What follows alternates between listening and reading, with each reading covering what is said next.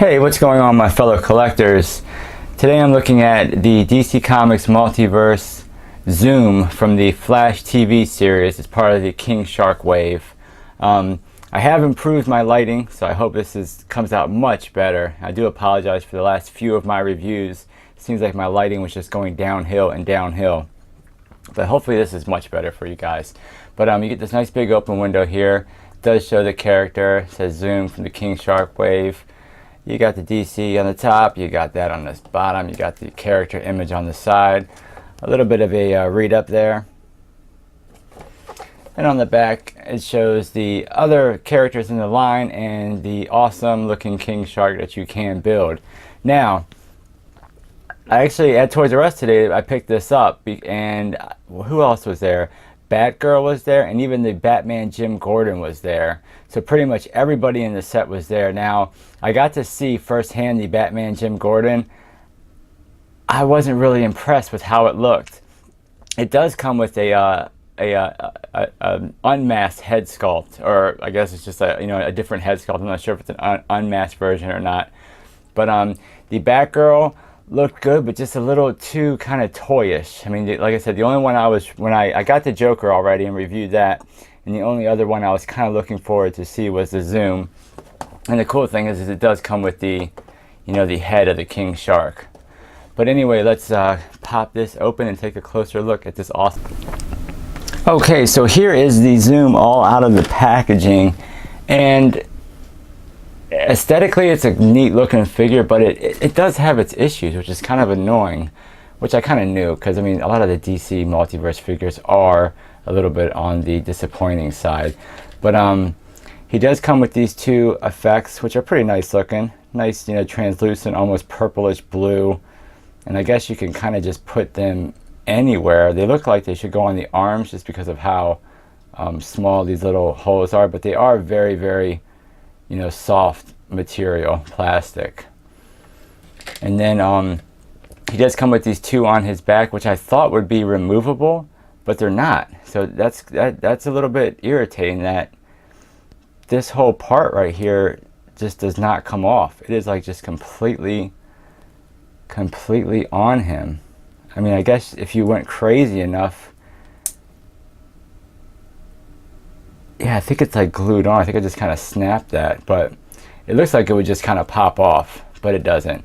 But anyway, looking closer at the figure, it is nice. It's got some detail on it. It is, it looks pretty cool. I mean, you got really nice detail up here. I mean, it's kind of hard to see because it's just all black with these kind of silver lines on them. But I mean, it looks good. The sculpting on it is really nice all the way through. I mean, you get the material, you get the wrinkles, you get all these silver lines that are painted very cleanly throughout the figure. Very, very nice.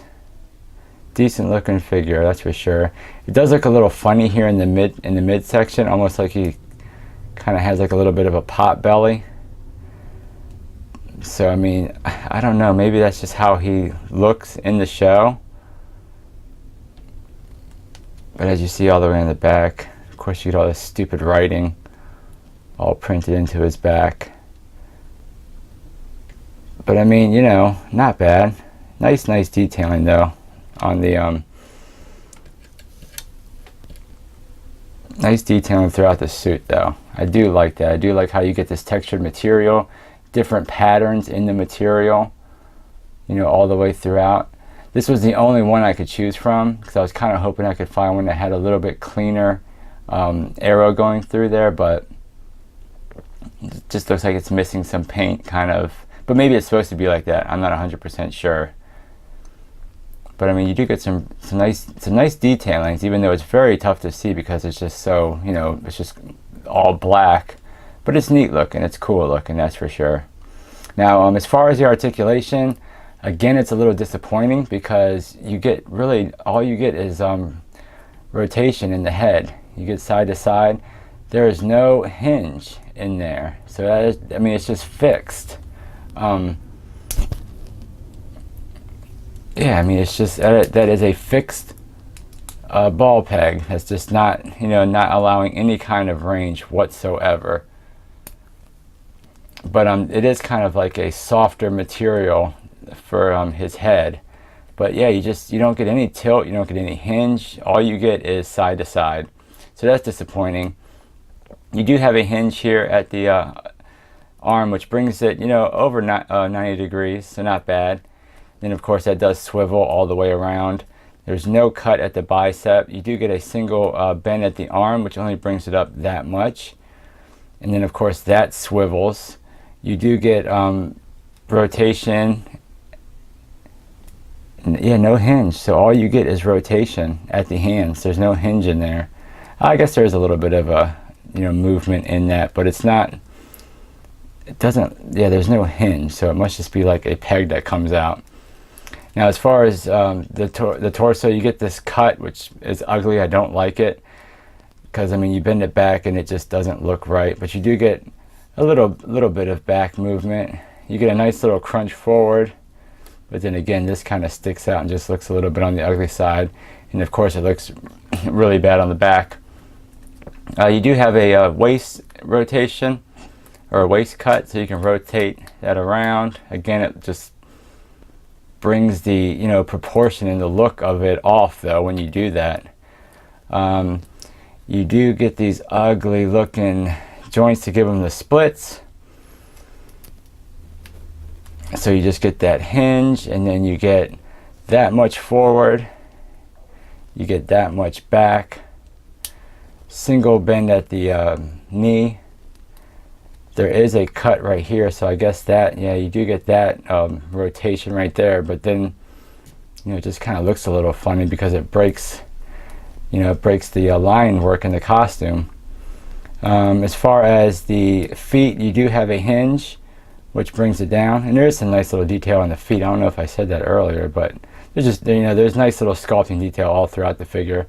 But you get the hinge that brings it back that much, brings it forward quite a bit, actually really good, bringing forward, and that's it. So you get no pivot, no rotation, all you get is that hinge.